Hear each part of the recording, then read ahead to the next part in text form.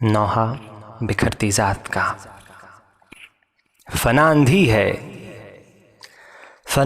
ہے ہر آغاز کا انجام، بے آواز گمنامی کی تہ میں ڈوب جانا ہے۔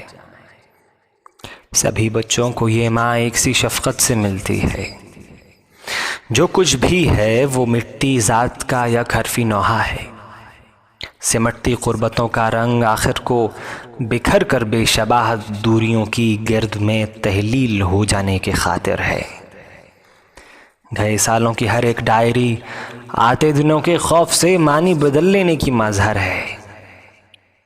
نئے میثاق پچھلے عہد ناموں سے زیادہ دیر پا کس طرح ٹھہریں گے کہ اپنے خاک ہونے کی تگودوں میں جو کوئی نقش ہے مٹتی ہوئی پرچھائی کی مانند ہے۔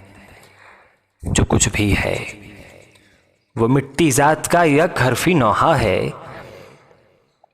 کتابوں میں لکھی سچائیاں بے معنویت کے سمندر کی اتھاہ گہرائیوں میں ڈوبتے کچے گھڑے کی آخری ہچکی، غروب کی ایک صدائے واپسی اور بس۔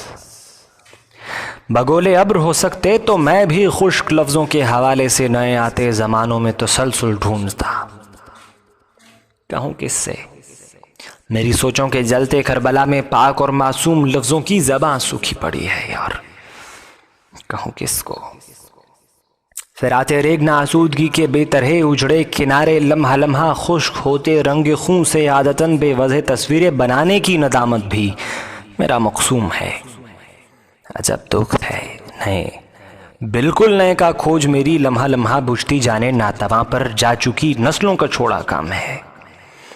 مجھے اس ایک شرر سی زندگی میں ہی وہ سب کچھ سوچنا ہے جو کسی بھی دور میں اب تک نہ کوئی سوچ پایا۔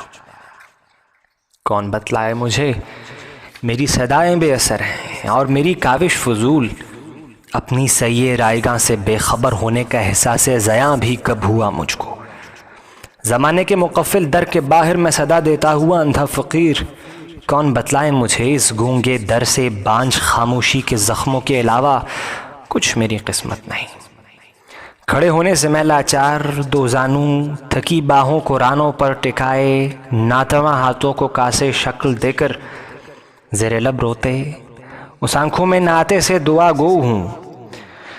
ہرے پیڑوں سے روشن آنکھ پیدا کرنے والے مجھے تازہ حصوں، تازہ حرارت سے بکھرتے خود کو باہم مجتمع کر کے ہزاروں آتی نسلوں کے تسلسل میں مسلسل زیست کی نعمت عطا کر